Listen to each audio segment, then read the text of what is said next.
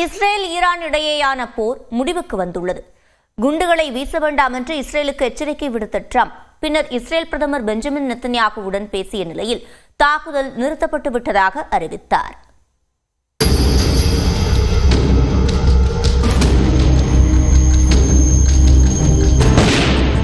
அணு ஆயுதங்களை தயாரிப்பதாக கூறி ஈரான் மீது இஸ்ரேல் கடந்த 13ஆம் தேதி தாக்குதலை தொடங்கியது. இதற்கு பதிலடியாக ஈரானும் அடுத்தடுத்து ஏவுகணைகளை வீசி தாக்குதல் நடத்தியதால் கடந்த 2 வாரங்களாக மத்திய கிழக்கு பகுதி பதற்றமாக இருந்தது. இந்நிலையில் ஈரானில் உள்ள 3 அணுசக்தி நிலையங்களை குறிவைத்து அமெரிக்கா தாக்குதல் நடத்தியது.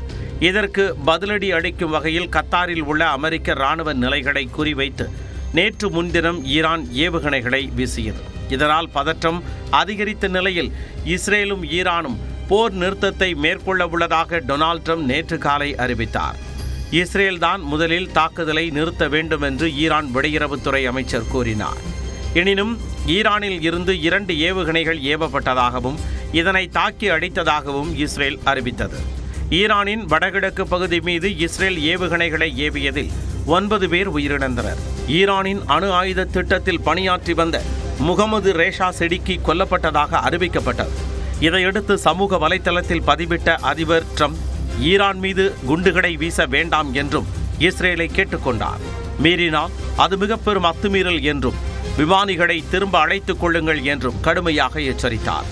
ஆனால் தொடர்ந்து தாக்குதல் நடைபெற்றதால் இஸ்ரேல் மற்றும் ஈரானை ட்ரம்ப் கடுமையாக சாடினார். இந்நிலையில் ட்ரம்பை இஸ்ரேல் பிரதமர் பெஞ்சமின் நெத்தன்யாகு தொலைபேசியில் தொடர்பு கொண்டு பேசினார். இதையடுத்து தாக்குதலை நடத்த மாட்டோம் என்று பிரதமர் அலுவலகம் அறிவித்தது. சமூக வலைதளத்தில் பதிவிட்ட ட்ரம்ப் ஈரான் மீது இஸ்ரேல் தாக்குதல் நடத்தாது என்றும் அனைத்து விமானங்களும் இஸ்ரேலுக்கு திரும்பிவிடும் என்றும் குறிப்பிட்டிருந்தார். ஈரானில் இருந்து பெட்ரோலிய பொருட்களை சீனா தொடர்ந்து கொள்முதல் செய்யலாம் என்றும் தெரிவித்தார். மேலும் ஏர்ஃபோர்ஸ் 1 விமானத்தில் செய்தியாளர்களிடம் பேசிய ட்ரம்ப் ஈரானிடம் இனிமேல் அணு ஆயுதம் இருக்காது என்றும் யுரேனியத்தை செறிவூட்டும் பணியில் அவர்கள் ஈடுபட மாட்டார்கள் என்றும் தெரிவித்தார். ஈரானில் ஆட்சி மாற்றத்தை தாங்கள் விரும்பவில்லை என்றும் ஆட்சி மாற்றம் குழப்பத்தையே ஏற்படுத்தும் என்றும் அவர் குறிப்பிட்டார்.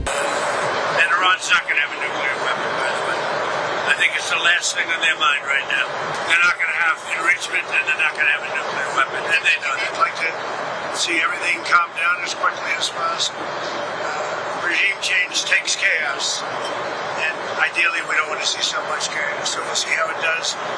இதனைத் தொடர்ந்து 12 நாட்களாக நிலவி வந்த மோதல் முடிவுக்கு வந்தது. ஈரானில் வான்வழி போக்குவரத்து படிப்படியாக தொடங்கியது. தலைநகர் தெஹ்ரானில் ஏராளமான பொதுமக்கள் ஒன்று கூடி ஈரானின் இராணுவத்திற்கு தங்களது ஆதரவை தெரிவித்தனர். உச்சபட்ச தலைவர் அலி கமேனியின் படம் மற்றும் நாட்டின் தேசிய கொடியை ஏந்தியபடி அவர்கள் முழக்கங்களை எழுப்பினர். கடந்த 12 நாட்களாக நடைபெற்ற போரில் ஈரானில் 606 பேர் உயிரிழந்ததாக கூறப்படுகிறது. போர் முடிவுக்கு வந்ததை அடுத்து இந்திய மக்களை வெளியேற்றும் பணியை படிப்படியாக நிறுத்திக் கொள்ள உள்ளதாக மத்திய வெளியுறவு அமைச்சகம் அறிவித்துள்ளது. இந்த சூழலில் ஈரானுக்கு எதிரான குறிப்பிடத்தக்க நடவடிக்கையை முடிவுக்கு வந்துள்ளதாகவும் முழுமையாக முடிவுக்கு வரவில்லை என்றும் இஸ்ரேல் இராணுவ தலைமை தளபதி இயல் சாமீர் கூறினார். அதே நேரம் தாக்குதல் தொடர்ந்தால் அமெரிக்காவுடன் தாங்கள் பேச்சுவார்த்தை நடத்த மாட்டோம் என்று ஈரான் வெளியுறவு அமைச்சர் அப்பாஸ் அராக்சி எச்சரிக்கை விடுத்துள்ளார்.